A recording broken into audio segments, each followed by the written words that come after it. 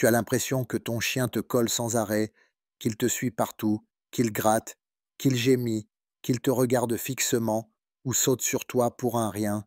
Bienvenue dans l'univers du comportement d'appel. Et si tu as un malinois ou un autre chien très intelligent et actif, tu connais sûrement ce phénomène. Mais pourquoi fait-il ça? Est-ce que de la jalousie, de la manipulation, un caprice? Non, c'est bien plus subtil. Et surtout, c'est un message, un appel à l'interaction que ton chien n'a pas appris à formuler autrement. Dans cette vidéo, on va décrypter le comportement d'appel, comment il naît, pourquoi il se renforce, comment le canaliser et surtout comment transformer ces sollicitations envahissantes en moments de calme, de lien et de respect mutuel. Prends un carnet, un thé et installe-toi confortablement. On va vraiment plonger dans la tête de ton chien.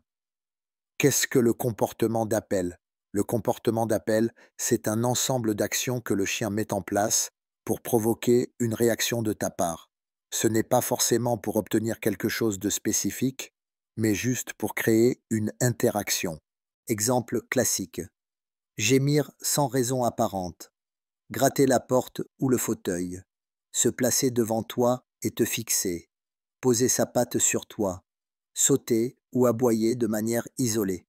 Chez des chiens comme le malinois, qui sont hypersensibles à ton attention, ce comportement peut devenir quasi permanent si tu n'y poses pas un cadre. Il faut comprendre que l'attention, même négative, est une récompense.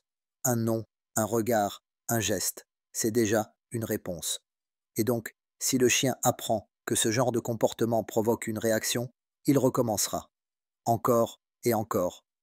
Pourquoi mon chien adopte ce comportement? Plusieurs raisons peuvent expliquer ce comportement.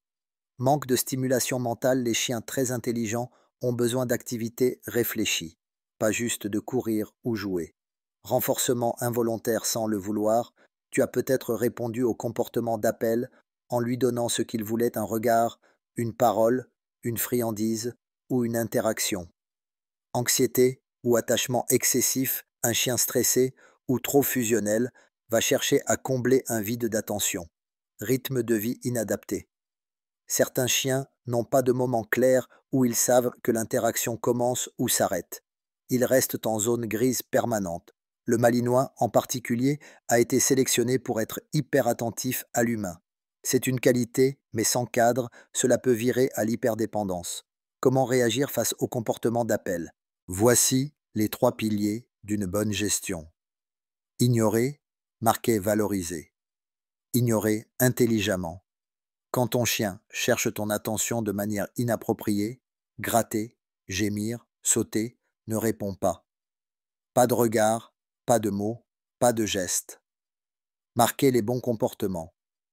Dès qu'il adopte un comportement calme, s'asseoir, se coucher, se poser à distance, clic ou oui, puis récompense caresse, mots doux, friandise.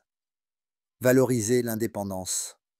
Crée des temps où ton chien peut être seul dans une pièce, dans un parc, dans son panier. S'il reste calme, tu reviens et tu récompenses cette solitude bien gérée. Exercice à tester. Place ton chien dans une pièce avec un tapis. Sors sans un mot. Reviens au bout de 30 secondes sans le regarder. S'il est calme, oui, tu t'accroupis et tu interagis brièvement. Répète tous les jours en allongeant progressivement. Ce qu'il faut éviter à tout prix, céder juste une fois, tu ignores pendant 2 minutes, puis tu craques. Ton chien retiendra que réclamer longtemps fonctionne. Punir verbalement. Dire stop, taille-toi, oh c'est de l'attention. Donc c'est contre-productif. Ne pas être cohérent, tu récompenses parfois quand il saute, parfois non. Il va essayer tout le temps. Pour clarifier le message, il faut être stable. Confondre attachement et demande excessive. Un chien proche n'a pas besoin d'être collé en permanence. Au contraire, lui apprendre l'autonomie, c'est renforcer la confiance. Créer des routines d'attention contrôlée. Tu veux un chien calme. Apprends-lui que l'attention vient à des moments prévisibles et mérités. Quelques idées simples. Une séance de gratouille quand il va spontanément dans son panier, 5 minutes de jeu prévu, après qu'il a attendu sans rien demander. Un moment d'obéissance ludique pour gagner ton attention. Ton chien comprend, alors je ne réclame pas. Je propose un comportement calme et j'obtiens ce que je veux. Résultat, moins de bruit, plus de concentration et une relation beaucoup plus fluide. En conclusion, le comportement d'appel n'est pas un caprice, c'est un langage mal codé. Ton rôle, lui apprendre que l'attention se mérite, qu'elle n'est pas automatique et qu'il peut avoir, mais en choisissant le bon comportement. Tu vas voir, en quelques semaines, tout change. Ton chien devient plus sûr, plus calme, plus attentif. Et toi, tu retrouves un peu de souffle. Merci d'avoir regardé jusqu'au bout. Pense à t'abonner, à laisser un commentaire si tu vis ce genre de situation avec ton chien et à partager la vidéo à d'autres propriétaires de chiens intelligents mais un peu trop envahissants.